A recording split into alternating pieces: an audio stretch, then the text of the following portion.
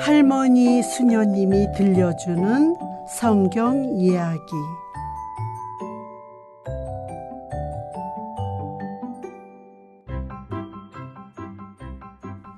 바빌론 왕궁에서. 바빌론의 왕 느부갓네자르는 기원전 587년에 예루살렘으로 쳐들어가 성전에 불을 지르고 그 안에 있는 많은 보물과 하느님께 제사를 드릴 때 쓰이는 그릇과 잔들을 약탈해 갔습니다. 뿐만 아니라 왕, 귀족, 학자 등을 비롯하여 유능한 젊은이들을 모두 바빌론으로 끌고 갔습니다. 그러나 느부갓네자르는 다른 왕들에 비하면 그리 잔혹한 왕은 아니었습니다. 그는 끌려온 유다인들 중에서 지혜롭고 슬기로운 젊은이들을 뽑아 왕궁으로 데려다가 특별 교육을 받게 한 다음 일을 시켰습니다. 그들 가운데에는 지혜로울 뿐만 아니라 하느님의 법을 충실히 지키는 다니엘, 하나냐, 미사엘, 아자르야는 4청년이 있었습니다. 바빌론 왕궁에서는 그들에게 새로운 이름을 지어주었습니다. 다니엘은 벨트자르, 하나냐는 사드락, 미사엘은 메삭, 아자르야는 아벳느고라고 하였습니다. 왕은 그들을 특별히 아꼈기 때문에 자기가 먹는 것과 똑같은 음식을 먹게 하였고 그들을 돌보는 관리인까지 두었습니다. 이러한 상황에서 유다의 4 젊은이들이 자기네 전통과 모세의 율법을 잘 지킨다는 것은 매우 어려운 일이었습니다. 한 예를 들면 유다인들은 돼지고기나 우상에게 바쳤던 음식은 절대로 먹지 말라는 규정을 지키고 있습니다. 그러나 그들의 관리인은 기름진 돼지고기나 우상에게 바쳤던 고기를 많이 먹으라고 권하였습니다. 다니엘은 관리인에게 야채와 과일 그리고 물만 먹게 해달라고 부탁했습니다. 그러나 관리인은 거절했습니다. 나는 임금님께서 죽으라면 죽는 신용이라도 해야 하는 사람이요. 당신들에게 그런 것만 주었다가 만에 하나 당신들이 다른 젊은이들보다 기운이 없어 보이기라도 하면 임금님은 나를 엄벌에 처하여 죽일지도 모르오. 다니엘은 그래도 계속 청했습니다. 감독님, 그러면 우리 이렇게 합시다. 열흘 동안만 우리에게 야채와 과일을 먹게 하고 포도주가 아니라 물을 마시게 해 주십시오. 그러고 나서 궁중 음식을 먹은 젊은이들과 우리를 비교해 본 다음 결정하면 되지 않겠습니까? 관리인은 다니엘의 부탁을 받아들여 그렇게 하였습니다. 그랬더니 자기가 돌보는 젊은이들이 다른 젊은이들보다 더 튼튼해 보였습니다. 그래서 이후부터는 유다의 청년들은 계속해서 다니엘이 부탁한 음식만 먹으며 지냈습니다. 유다의 4 젊은이들은 하느님의 은총을 입고 모든 면에서 다른 젊은이들보다 뛰어났습니다. 3년간의 교육을 마치고 왕이 그들을 불러 여러 가지로 시험해 보았더니 그들을 따라갈 사람이 없을 만큼 그들은 뛰어났습니다. 수산나와 거짓 재판. 어느 날 다니엘이 바빌론의 거리를 걷고 있는데 한 무리의 사람들 속에 아름다운 젊은 여인이 끼어서 울며 지나갔습니다. 그들은 젊은 여인을 돌로 쳐 죽이기 위해 형장으로 끌고 가는 길이었습니다.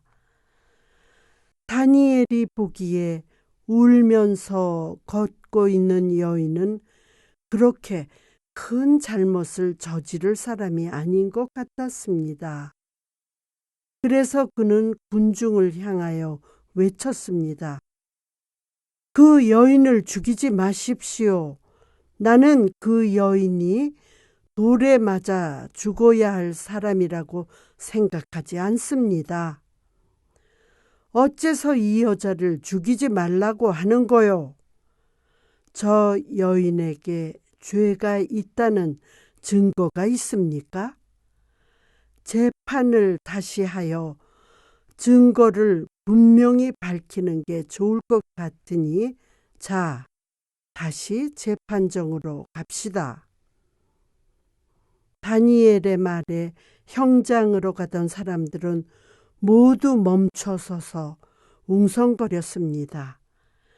그들은 재판했던 곳으로 다시 돌아갔습니다. 이 사건의 내용은 다음과 같습니다. 형장으로 끌려가던 여인은 요아킴이라는 유다인의 아내로서 수산나라는 매우 아름다운 여인이었습니다. 이 부부는 하느님의 법을 충실히 지키며 행복하게 살고 있었습니다. 요아킴은 유다인들의 존경을 받고 있는 큰 부자여서 많은 사람들이 그를 찾아왔습니다. 그 당시 유다인들 사이에 일어나는 사건은 유다인들 자신이 뽑은 판관이 해결해 주었습니다. 그 해 판관으로 뽑힌 두 노인도 요아킴의 집을 자주 드나들었습니다. 그런데 그들은 수산나의 아름다움에 마음을 빼앗겨 수산나를 탐내며 기회를 엿보고 있었습니다. 어느 더운 여름날 수산나는 정원문을 닫아 걸고 혼자서 목욕을 하고 있던 중이었습니다. 그때 두 판관이 정원에서 뛰쳐나와 수산나에게 다가서며 협박했습니다. 정원 문은 닫혔고 우리를 보고 있는 사람은 아무도 없다. 그러니 너는 우리 말을 순순히 들어라. 만일 우리 말을 듣지 않으면 내가 여기서 한 젊은이와 정을 나누려고 했다고 모든 사람에게 알리겠다. 그러면서 두 판관은 수산나와 정을 나누려고 하였습니다. 궁지에 몰린 수산나는 생각하였습니다. 만일 이 두 노인의 말을 들으면 하느님의 계명을 어기는 것이 되고 거절하면 이들의 계략에 걸려들어 죽게 되겠지. 그러나 하느님 앞에서 죄를 짓기보다는 차라리 깨끗하게 죽는 게 낫다. 그래서 수산나는 사람 살리라고 크게 외쳤습니다. 남녀 하인들이 주인 마님의 소리를 듣고 달려나왔습니다. 그러자 두 노인은 거짓말을 하였습니다. 수산나가 한 젊은이와 정을 나누는 것을 보고 그를 잡으려고 했지만 그 젊은이는 자기들을 뿌리치고 달아났다고 했습니다. 하인들은 깜짝 놀랐습니다. 믿기지 않는 이야기였으나 두 판관의 증언이었기 때문에 믿을 수밖에 없었습니다. 그리하여 수산나는 꼼짝없이 사형 언도를 받고 형장으로 끌려가게 되었습니다. 수산나는 형장으로 끌려가며 하느님께 울부짖었습니다. 모든 것을 알고 계신 하느님, 당신께는 비밀이 없습니다. 당신은 저들의 증언이 거짓이라는 것을 잘 알고 계십니다. 저들의 거짓과 알기로 저는 죄 없이 죽어갑니다. 사람들이 다니엘에게 물었습니다. 자네는 저 여자에게 죄가 없다고 했는데 그 이유를 말해보게. 다니엘이 말했습니다. 먼저 두 판관을 신문하고 싶습니다. 두 사람이 서로 의논하지 못하도록 떼어 놓아 주십시오. 다니엘은 두 판관 중 한 사람을 불러서 물어보았습니다. 당신은 수산나가 정원에서 한 젊은이와 함께 있는 것을 보셨다고 했지요? 그렇소. 내 눈으로 똑똑히 보았소. 그들은 어느 나무 밑에 있었습니까? 노인은 잠시 머뭇거리더니 대답하였습니다. 유향나무 밑이었어. 그렇습니까? 나가 계십시오. 다니엘은 이번에는 다른 노인을 불러 물어보았습니다. 당신은 수산나가 한 젊은이와 함께 있는 것을 보셨다지요? 그렇다면 그들은 어느 나무 밑에 있었습니까? 예? 무슨 나무 밑이었냐고요? 떡갈나무 밑이었어. 두 판관이 거짓 증언으로 수산나를 죽이려고 하였다는 것이 분명해졌습니다. 모여있던 사람들은 죄 없는 수산나를 죽음에서 구해주신 하느님을 찬미하였습니다. 거짓 증언을 한 두 판관은 사슬에 묶여 수산나 대신 형장으로 끌려갔고 그때부터 다니엘의 이름은 사람들 사이에 널리 알려졌습니다. 느부갓네자르의 꿈. 다니엘과 그의 세 친구가 느부갓네자르 왕궁에 머물고 있던 때의 일입니다. 어느 날 밤 느부갓네자르 왕은 이상한 꿈을 꾸고 잠에서 깨어났는데 불안하여 다시 잠을 잘 수가 없었습니다.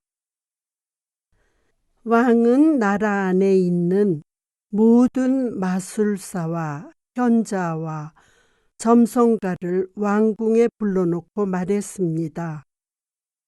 내가 이상한 꿈을 꾸었는데 그게 무슨 꿈인지 알 수가 없어 답답하구나. 모두들 왕이 꿈 이야기를 하기를 기다렸습니다. 그러나 왕은 자신이 꾼 꿈 이야기는 하지 않고 엉뚱하게 모인 사람들에게 자기가 꾼 꿈 이야기를 해보라고 하는 것이었습니다. 마술사들과 점성가들은 서로 쳐다보며 어리둥절하였습니다. 그들은 왕에게 말했습니다. 임금님께서 무슨 꿈을 꾸셨는지 말씀을 하셔야 저희가 그 꿈을 풀이해 드리지 않겠습니까? 왕이 화를 버럭 냈습니다. 내가 말하지 않았느냐? 그 꿈이 어떤 것이었는지 생각이 나지 않는다고. 내가 꾼 꿈 이야기를 해주면 너희들에게 상을 주겠지만 그렇지 못하면 너희 모두를 죽여버리겠다. 임금님이 바라시는 대답을 해드릴 사람은 아무도 없을 것입니다. 임금님이 꾸신 꿈을 저희가 어떻게 알 수 있겠습니까? 임금님께서는 너무 무리한 요구를 하십니다. 신들만이 임금님의 꿈 이야기를 해드릴 수 있을 겁니다. 그러자 왕은 바빌론에 있는 마술사, 점성가를 비롯하여 현명한 사람들은 모두 죽여버리라는 명령을 내렸습니다. 다니엘도 이 소식을 전해 들었습니다. 느부갓네자르의 명령대로라면 다니엘과 그의 세 친구들도 현명한 사람이기 때문에 죽음을 면할 수 없게 되었습니다. 다니엘은 집으로 돌아가 하나냐, 미사엘, 아자리아에게 이 소식을 전하고 하느님께 열심히 기도하였습니다. 기도하는 동안 왕이 꾼 꿈의 비밀을 알게 된 다니엘은 왕궁으로 달려가 왕 앞에 나아갔습니다. 왕이 다니엘에게 물었습니다. 그대가 내 꿈 이야기를 들려주겠단 말인가? 예, 말씀드리겠습니다. 임금님의 꿈은 이 세상에 어느 마술사도, 점성가도, 현자도, 학자도 알아맞출 수가 없었습니다. 하지만 모든 것을 다 알고 계신 하느님은 어떤 비밀이든지 밝혀주십니다. 하느님께서는 임금님께 앞으로 일어날 일을 미리 알려주신 것입니다. 임금님이 꾸신 꿈은 이런 것이었습니다. 임금님께서는 눈부시게 빛나는 큰 형상을 보셨습니다. 그 형상의 머리는 순금으로, 가슴과 두 팔은 은으로, 배와 넓적다리는 청동으로, 정강이는 쇠로, 발은 쇠와 진흙으로 되어 있었습니다. 그런데 임금님께서 이 큰 형상을 보고 계시는 동안 난데없이 돌멩이 하나가 굴러와 그 큰 형상의 발을 툭 쳤습니다. 그러자 그 큰 형상이 넘어지면서 산산조각이 나 버렸습니다. 그러고 나더니 그 돌멩이는 점점 커져서 나중에는 산처럼 커지면서 마침내 온 세상을 가득 덮어버렸습니다. 잠자코 듣고 있던 왕은 다니엘에게 명령했습니다. 이제 그 꿈을 풀이해 보아라. 임금님은 왕 중에 왕이십니다. 하느님은 임금님께 이 세상에서 제일 강한 왕국을 주시어 다스리게 하셨습니다. 임금님은 꿈에서 보신 큰 형상의 순금으로 되어 있는 머리와도 같으십니다. 바빌론은 세계에서 첫째가는 강한 나라니까요. 은이 금보다 못한 것처럼 임금님 다음에는 임금님보다 못한 다른 왕이 왕 위에 오를 것입니다. 그 다음에는 청동으로 된 나라가 서고 그 다음에는 쇠처럼 모든 것을 부숴버리는 강한 나라가 설 것입니다. 그러나 마지막으로는 가장 강하고 영원한 나라가 설 것입니다. 꿈에 나타난 어디선가 굴러온 한 돌멩이가 큰 형상을 산산조각으로 만들어 놓았듯이 임금님은 꿈을 통해서 인간의 모든 행위는 언젠가는 끝난다는 것을 보신 셈입니다.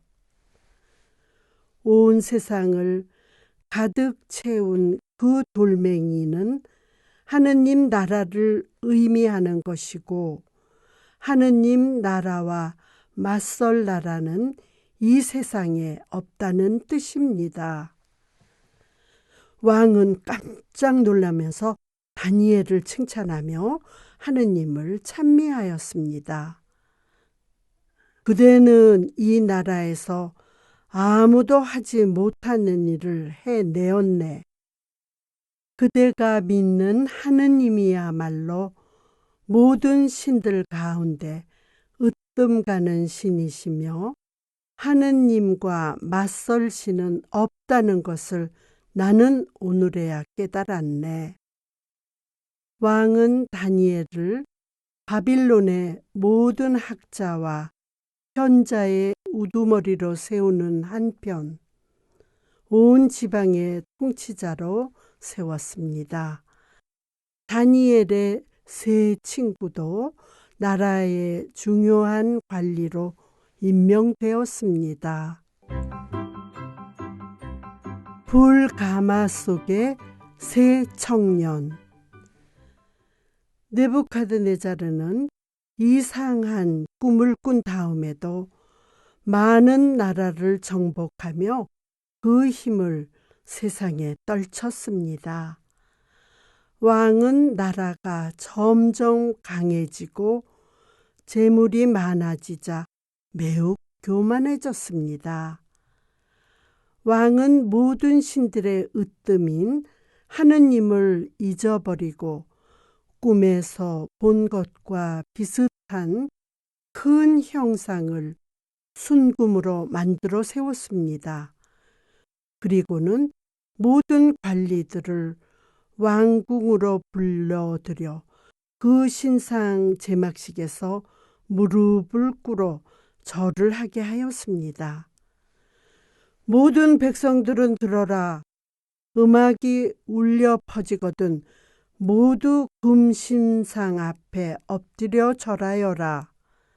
만약 그렇지 않은 사람은 누구든지 타오르는 가마 속에 내던져질 것이다.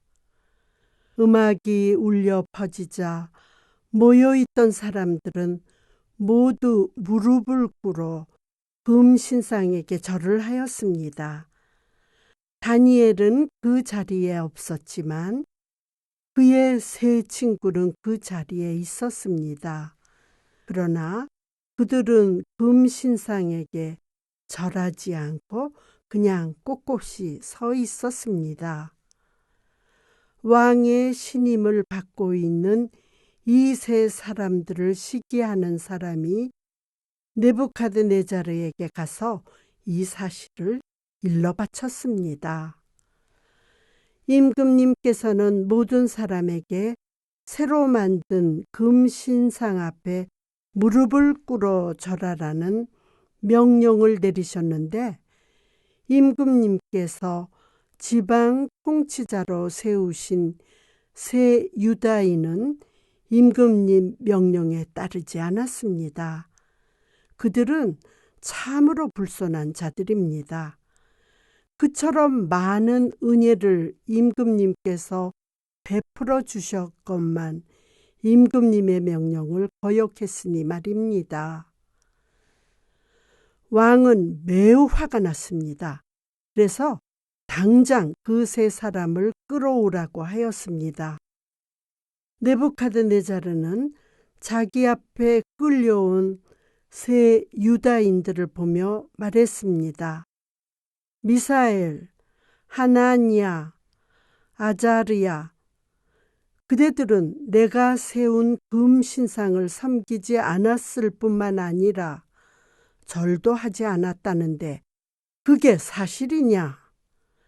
다시 한번 기회를 줄 테니 잠시 후 음악 소리가 들리거든 내가 만든 금 신상 앞에 무릎을 꿇어 절을 하여라.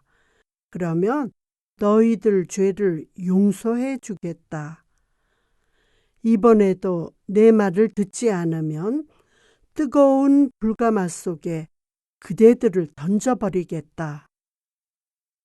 미사엘, 하나냐, 아자르야가 말했습니다. 임금님, 저희 대답은 분명합니다. 그러므로 임금님은 이런 기회를 다시 만들 필요가 없습니다. 저희는 임금님의 신들을 섬기지도 않고 새로 만든 금 신상 앞에 절도 하지 않을 것입니다. 저희 하느님께서는 저희를 구해 주실 생각이 있으시면 불가마 속에서도 저희를 구해 주실 수 있습니다. 만약에 저희를 구해 주시지 않는다 해도 저희는 임금님의 신들을 섬기거나 금 신상 앞에서 절을 할 생각은 조금도 없습니다. 차라리 죽음을 택하는 게 낫습니다. 왕은 화가 나서 소리쳤습니다. 가마에 불을 떼거라. 보통 때보다 7배쯤 더 뜨겁게 불을 떼거라. 그리고는 힘센 장사를 시켜 미사엘, 하나냐, 아자르야를 꽁꽁 묶고 그대로 불이 활활 타오르는 불가마 속에 내던졌습니다. 주위에 있던 사람들이 불가마 속에 던져진 세 젊은이가 타 죽으면서 살려달라고 울부짖는 소리를 들으려고 불가마 속을 들여다보았습니다. 느부갓네살 왕도 불길이 솟아오르는 불가마 속을 들여다보았습니다. 그런데 깜짝 놀랄 일이 생겼습니다. 불가마 속에 던져진 세 젊은이들은 불길 속을 거닐면서 하느님을 찬미하며 감사하는 노래를 부르는 것이었습니다. 우리 조상들의 하느님을 찬미하여라. 하늘의 군대들아, 하느님을 찬미하여라. 해야 달아, 빛나는 별들아, 하느님을 찬미하여라. 구름과 비, 서리와 누나, 하느님을 찬미하여라. 폭풍우와 바람아, 불과 열아, 얼음과 추위야, 하느님을 찬미하여라.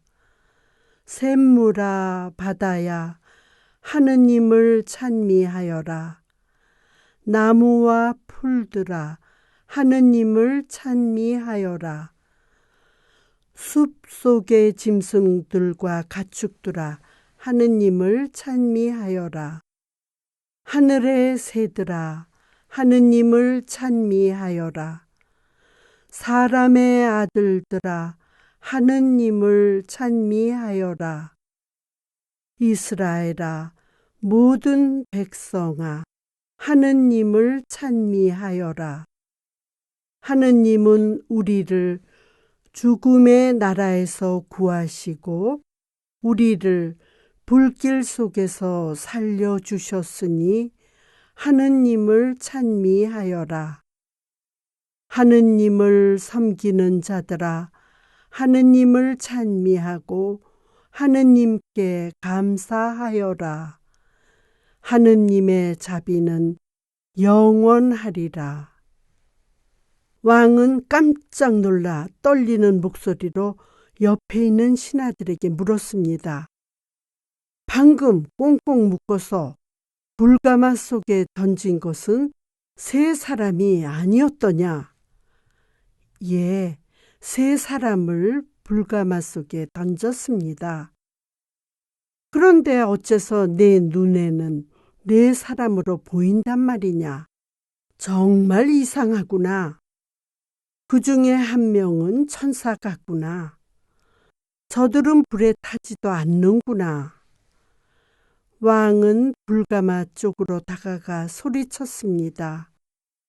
미사엘, 하나냐, 아자리야, 높으신 하느님의 종들아, 어서 나오너라. 불가마 속에서 걸어 나온 사람은 분명 세 사람이었습니다. 그들은 머리카락 하나 타지 않고 무사했습니다. 느부갓네자르는 자기가 한 일을 후회하며 여러 신하들 앞에서 말했습니다. 미사엘, 하나냐, 아자리야를 불에서 구해주신 하느님을 찬미하여라. 왕의 명령을 어기면서까지 목숨을 바치며 하느님을 섬긴 이 젊은이들의 충성은 참으로 놀랍구나. 이런 일이 있은 다음 왕은 아자르야, 하나냐, 미사엘에게 더 높은 관직을 주었고 그들은 모든 사람의 존경을 받으며 살았습니다. 벽에 쓰여 있는 이상한 글씨. 느부갓네자리 왕이 죽고 나자 벨사차르가 그 뒤를 이어 왕이 되었습니다. 벨사차르는 이웃 나라가 자기 나라를 빼앗으려고 기회를 엿보고 있었지만 나라를 지킬 준비는 하지 않고 방탕한 생활을 하였습니다. 어느 날 벨타자르는 1000여 명이나 되는 많은 대신을 모아놓고 큰 잔치를 벌였습니다. 술잔을 주고받으며 먹고 마시던 그는 술에 취해 비틀거리며 자리에서 일어나 대신들에게 말했습니다.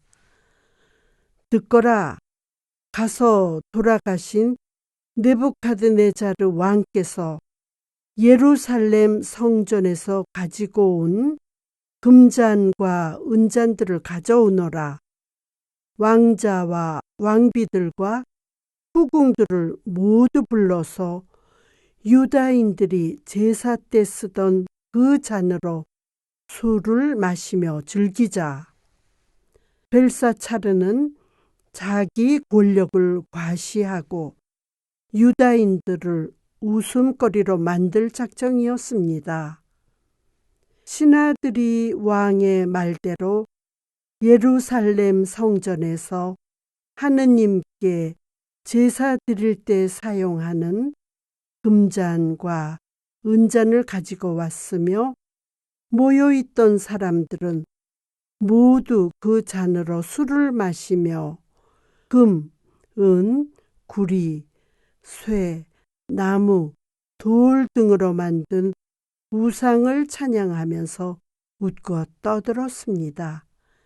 그런데 갑자기 사방이 조용해지면서 모든 사람의 시선이 벨사차르에게로 쏠렸습니다. 그는 넋을 잃고 벽 쪽을 바라보고 있었습니다. 모두들 놀라움과 두려움으로 숨을 죽인 채 벽 쪽을 바라보았습니다.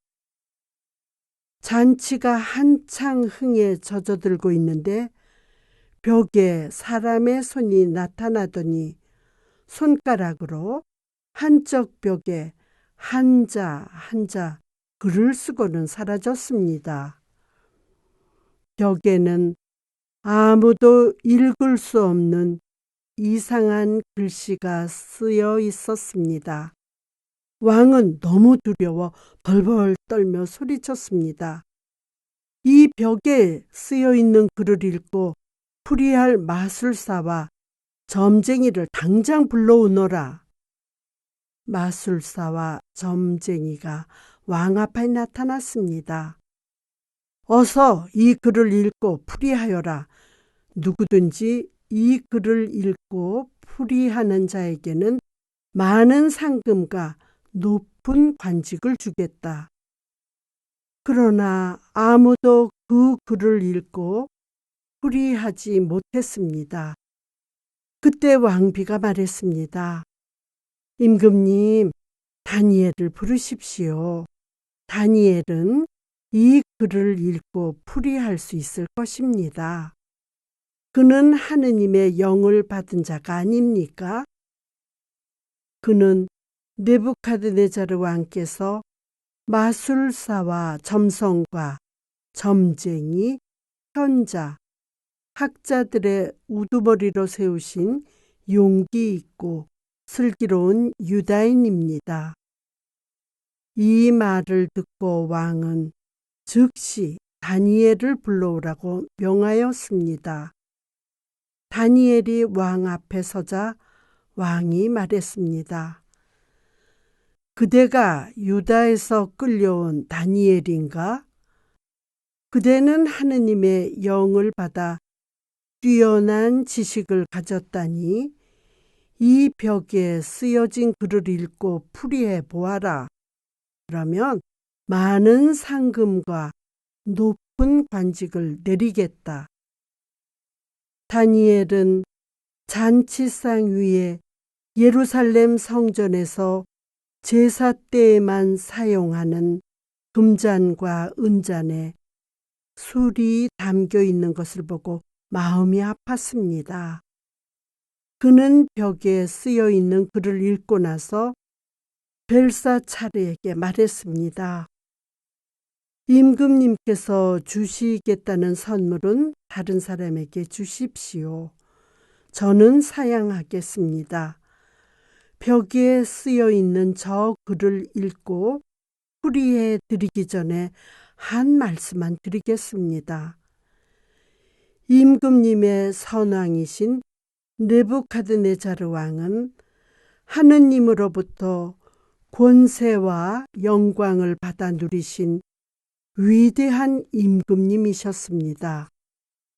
그러나 백성을 돌보고 정의를 실천하지 않았기 때문에 비참한 최후를 맞으셨습니다.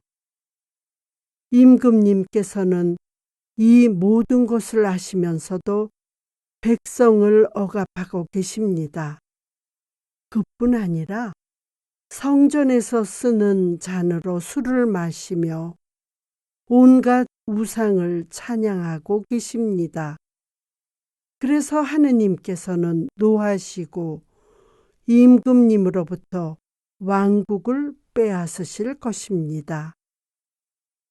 벽에 쓰여 있는 저 글은 하느님이 보내신 손이 쓴 것으로 문에 트켈, 파르신이라고 읽습니다.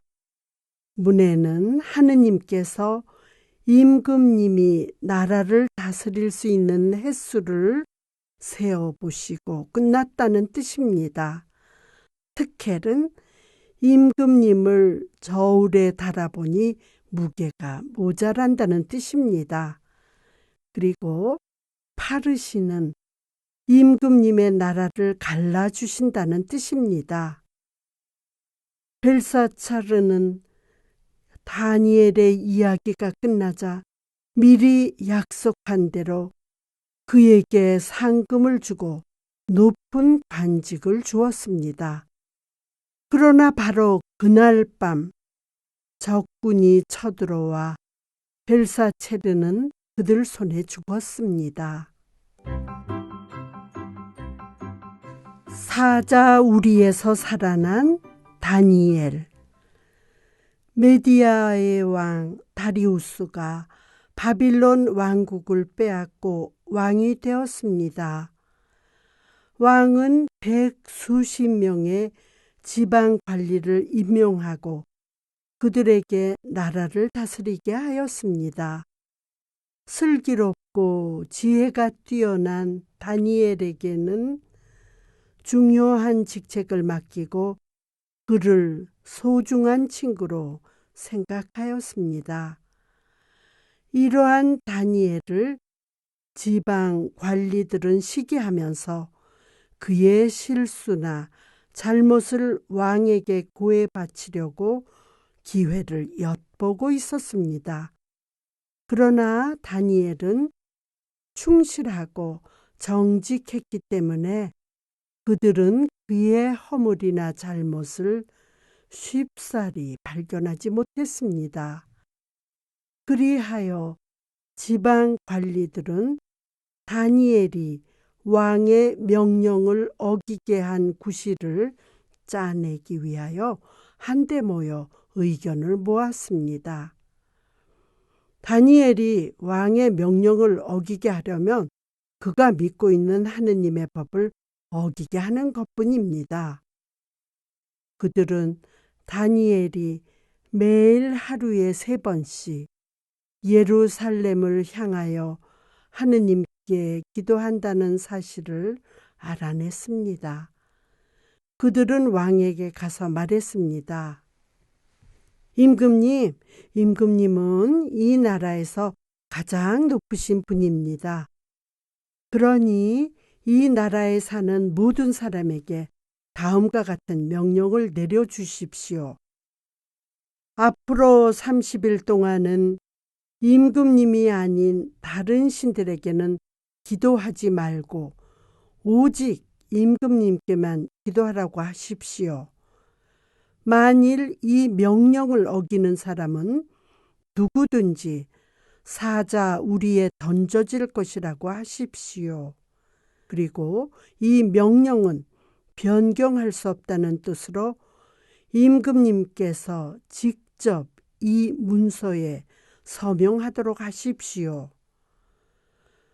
왕은 그들의 속셈을 모르고 있었기 때문에 기분 좋게 그 문서에 서명을 하였습니다.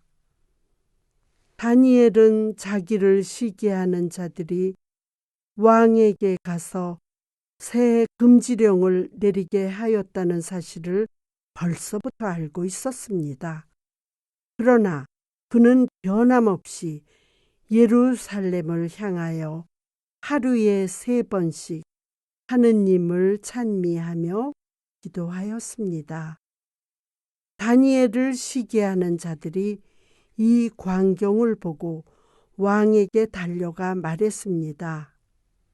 임금님께서 다른 신에게는 기도하지 말라고 금지령을 내리셨는데 그것을 어기는 자가 있어 임금님께 알려드리려고 달려왔습니다.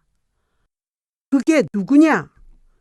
그 금지령은 내가 서명까지 하지 않았더냐? 유다에서 포로로 잡혀온 다니엘입니다.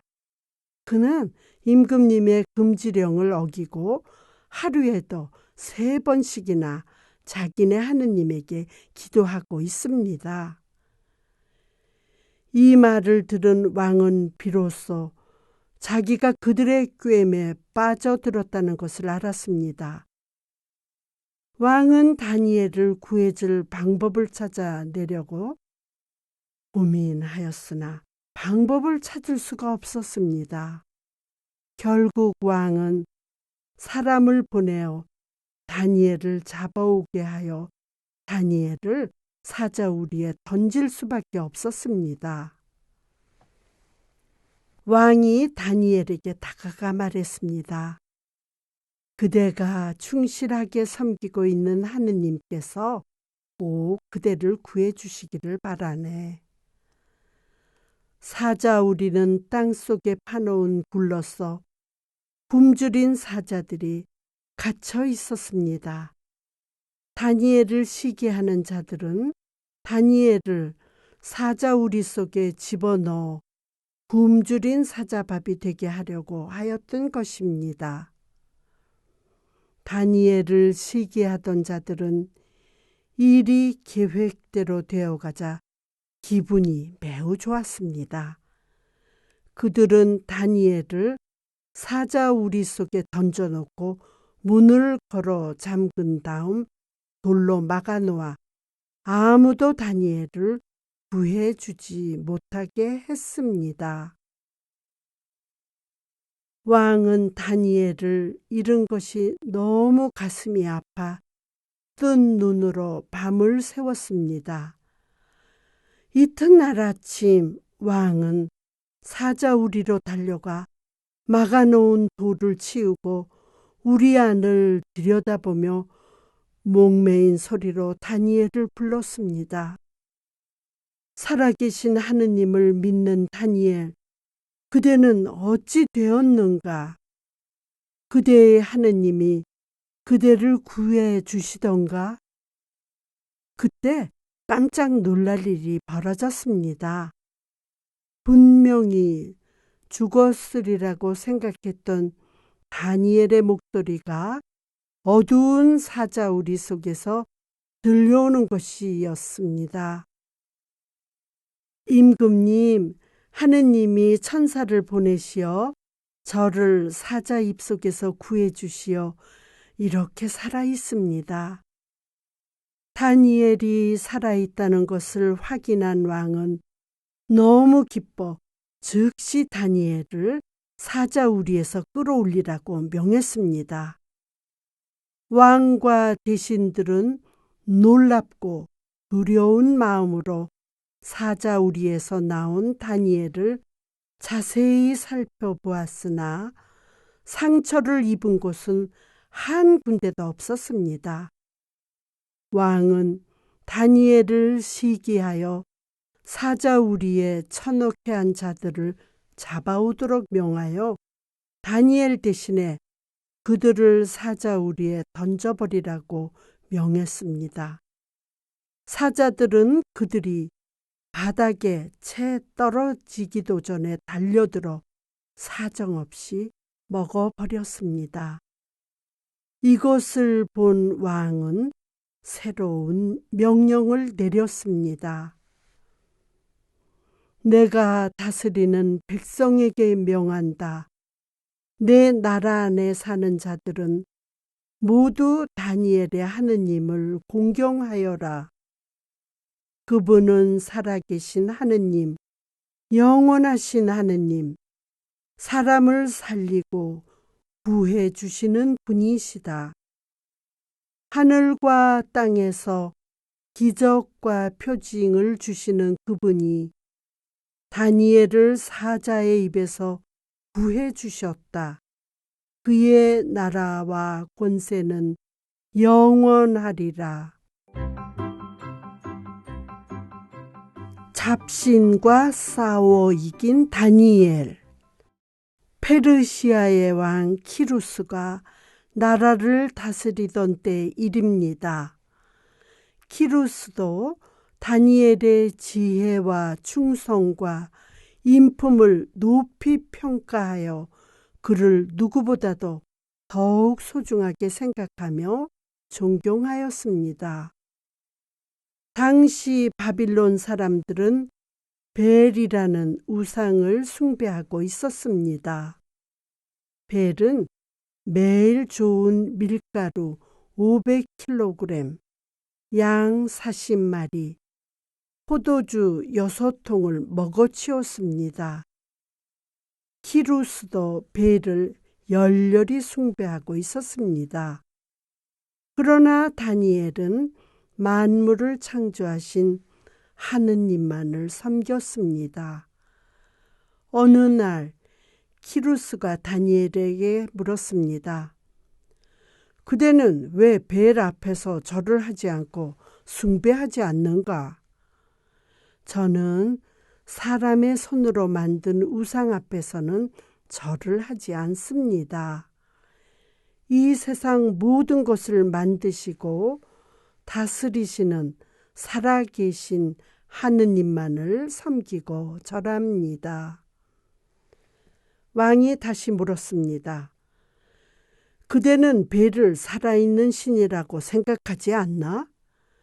그 신이 매일 얼마나 많이 먹고 마시는지 그대도 알고 있지 않은가? 임금님, 속지 마십시오. 벨은 진흙을 빚어 구워내 그 위에 구리를 입힌 것입니다. 그러한 벨이 먹고 마신다는 것은 터무니없는 거짓말이라고 생각하지 않으십니까? 그러자 왕은 화를 버럭 내면서 벨의 사제들을 불러 명했습니다. 매일 벨 앞에 차려놓은 그 많은 음식을 먹는 자가 누구인지 말해보아라. 만일 밝혀내지 못하면 너희는 모두 죽음을 면치 못할 것이다. 그러나 벨이 그 음식을 먹는다는 증거가 드러나면 다니엘은 벨을 모독한 죄로 사형을 당하게 될 것이다. 그 무렵 벨 사제들의 수는 70여 명이나 되었습니다. 그들은 신전에서 지하실로 이어지는 비밀 통로를 만들어 놓고 밤이면 벨에게 바친 음식을 몰래 가져다가 자기들끼리 나누어 먹었습니다. 이런 사실을 미리부터 알고 있던 다니엘은 왕에게 당당히 말했습니다. 임금님께서 원하시는 대로 하십시오. 왕은 다니엘과 함께 신전으로 갔습니다. 그들을 맞는 벨의 사제들이 말했습니다. 임금님, 저희는 이 신전에서 물러가겠습니다. 임금님께서 벨 앞에 제물을 차려놓고 나오셔서 신전 문을 잠그십시오. 그리고 내일 아침에 다시 오셔서 임금님이 잠그신 대로 신전 문이 잠겨져 있는지 확인하시고 신전에 들어가 보십시오. 그때 만일 임금님이 차려놓은 제물이 그대로 있으면 저희를 모두 죽이십시오. 왕은 신하들을 시켜 벨의 제단 앞에 음식을 차려놓게 하였습니다. 왕이 밖으로 나가 문을 잠그기 전에 다니엘은 자기 신하들을 시켜 신전 바닥에 재를 뿌려놓게 한 다음 밖으로 나가 신전 문을 잠갔습니다. 그날 밤도 벨의 사제들은 비밀 통로를 따라 신전에 올라가 먹고 마시고 남은 것들은 서로 나누어 가졌습니다. 이튿날 아침 왕과 다니엘은 신전으로 가 자물쇠를 풀고 신전 안으로 들어갔습니다. 제단 위에 차려 놓았던 제물은 모두 없어지고 빈 제단뿐이었습니다. 왕이 외쳤습니다. 오, 살아계신 위대한 벨 신이시여. 왕이 감탄하며 신전으로 막 들어서려고 할 때였습니다. 다니엘이 왕을 막아서며 말했습니다. 임금님, 잠깐만 기다리십시오. 신전 바닥을 보십시오. 다니엘은 왕에게 신전 바닥을 가리켜 보였습니다. 왕이 자세히 보니 신전 바닥에는 사람들의 발자국이 나 있었습니다. 왕은 깜짝 놀랐습니다. 이건 사람의 발자국이 아니냐. 왕은 벨의 사제들을 불러오게 하였습니다. 그리고 그들을 신문한 결과 모든 비밀이 밝혀졌습니다. 왕은 벨 신상을 다니엘에게 내주어 부숴버리게 하였고 사제들은 사형에 처해졌습니다. 바빌론 사람들이 섬기는 우상 중에는 큰 뱀도 있었습니다. 어느 날 왕이 다니엘에게 말했습니다. 그대는 살아있는 저 뱀을 보고 죽은 신이라고 하지 않겠지? 그러니 자네도 나와 함께 저 뱀에게 절하세. 다니엘이 말했습니다. 저는 오직 살아계신 하느님 한 분만을 섬기겠습니다.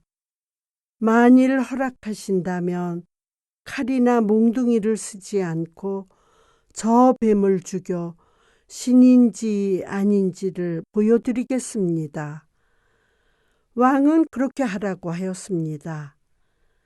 다니엘은 기름 덩어리와 짐승의 털을 한데 모아 끓여서 덩어리를 만든 다음 뱀에게 먹였습니다.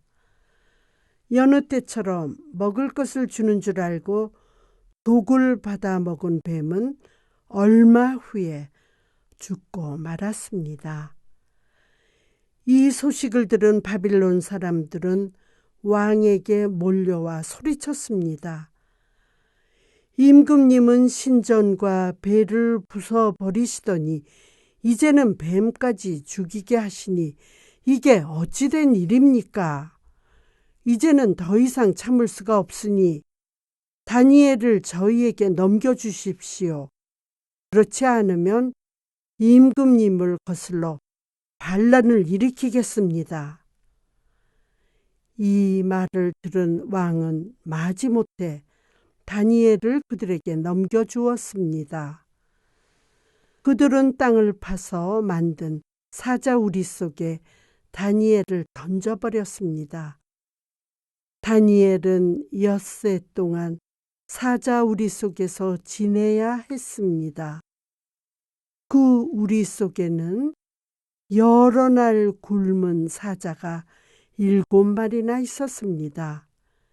그들은 사자들이 틀림없이 다니엘을 잡아먹으리라고 생각하였지만 이상하게도 사자들은 다니엘에게 상처 하나 입히지 않는 것이었습니다. 다니엘은 사자들과 함께 있는 동안 천사가 날라다 주는 음식을 먹으며 지냈습니다. 7째 날 왕은 다니엘의 죽음을 슬퍼하며 사자우리로 다가가 어두운 우리 속을 들여다보았습니다. 그리고는 깜짝 놀라 소리쳤습니다. 그 안에는 죽었으리라고 생각한 다니엘이 사자들 틈에 앉아있는 것이 아니겠습니까? 다니엘, 그대의 하느님은 참으로 위대하시구려. 그분만이 구원자시다. 왕은 다니엘을 구해내고는 그 대신 다니엘을 죽이려고 하던 자들을 사자우리 속에 던져 넣었습니다. 그들은 잠깐 사이에 굶주린 사자들의 밥이 되고 말았습니다. 다니엘이 본 이상한 형상들. 다니엘은 꿈속에서 여러 번 이상한 형상들을 보았습니다. 다니엘이 제일 먼저 본 이상한 형상은 출렁이는 바다에서 올라온 모양이 각각 다른 큰 괴물 같은 4마리의 짐승이었습니다. 첫 번째 짐승은 사자처럼 생겼는데 그 등에는 독수리 날개 같은 것이 달려 있었습니다. 다니엘이 보고 있는 동안 그 짐승은 날개가 뽑히더니 사람처럼 똑바로 일어서는 것이었습니다. 두 번째 짐승은 곰처럼 생겼는데 입에 물고 있던 커다란 갈비 3대를 날카로운 이빨로 마구 씹어 먹고 있었습니다. 세 번째 짐승은 머리가 4시고 날개가 4 달린 표범이었는데 그 짐승에게는 권력이 주어져 있었습니다. 4번째 짐승은 매우 무섭고 강하게 생겼는데 쇠로 된 이빨로 무엇이든지 씹어 먹었으며 남은 것은 발로 마구 짓밟고 있었습니다. 그리고 이 짐승에게는 10개의 뿔이 돋아 있었습니다. 그런데 10개의 뿔 사이에서 작은 뿔이 돋아나더니 점점 커지면서 다른 뿔을 모두 뽑아버리는 것이었습니다. 그 뿔에는 여러 개의 눈과 입이 있어 큰 소리로 말까지 하고 있었습니다. 이 괴물 같은 4마리 짐승은 바빌론과 그 뒤에 나타나는 메디아, 페르시아, 그리스의 여러 왕가를 뜻하는 것이었습니다. 그리고 10개의 뿔은 알렉산드로스 대왕의 후계자들을 가리키고 마지막에 돋아난 작은 뿔은 셀레우코스 4세의 권력을 나타내는 것이었습니다.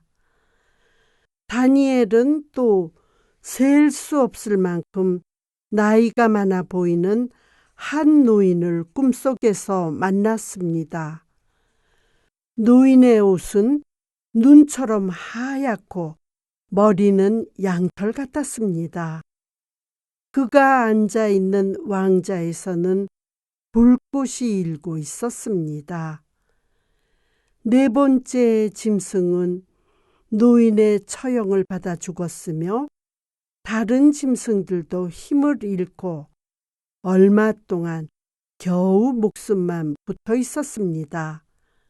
그때 사람의 모습을 한 분이 하늘에서 내려와 노인 앞으로 나아가자 여러 나라와 백성을 영원히 다스릴 수 있는 온갖 권세와 영광이 그에게 주어졌습니다. 이 이상한 형상들이 지닌 메시지는 하느님을 두려워하지 않는 여러 나라가 일어나 하느님이 세우시려는 새롭고 영원한 나라와 맞서려고 하지만 결국 하느님이 세우신 나라가 승리한다는 내용이었습니다. 꿈이나 이상한 형상을 보고 말하는 다니엘의 이야기와 같은 글을 묵시문학이라고 합니다. 묵시란 인류의 역사를 지배하는 신비스러운 계시를 뜻합니다. 이는 사람의 지혜만으로는 알 수 없는 신비스럽고 거룩한 것을 하느님이 알려주신다는 뜻입니다. 이 세상에는 과거, 현재, 미래로 이어지는 인류의 역사가 있습니다. 또 이 역사를 인도하고 그 목적이 이루어지도록 하는 하느님의 영원한 계획이 있습니다. 그러므로 인류 역사에는 사람의 눈에 보이는 흐름과 감추어져 있어서 드러나지 않는 예언적 흐름이 있습니다.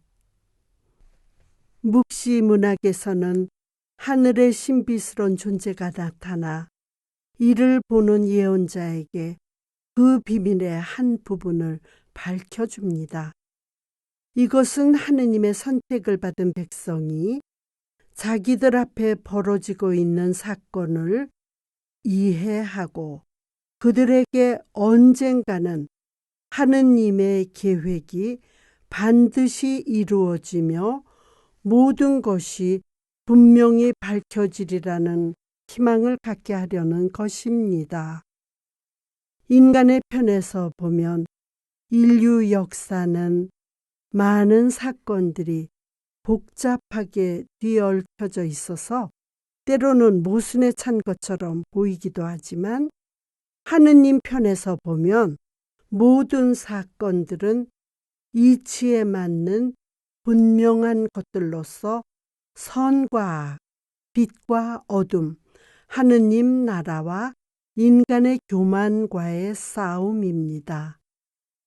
그런데 이 묵시적 형태로 쓰여진 글은 쉽게 풀이할 수 없는 상징으로 가득 차 있어서 그 신비를 더해주고 있습니다.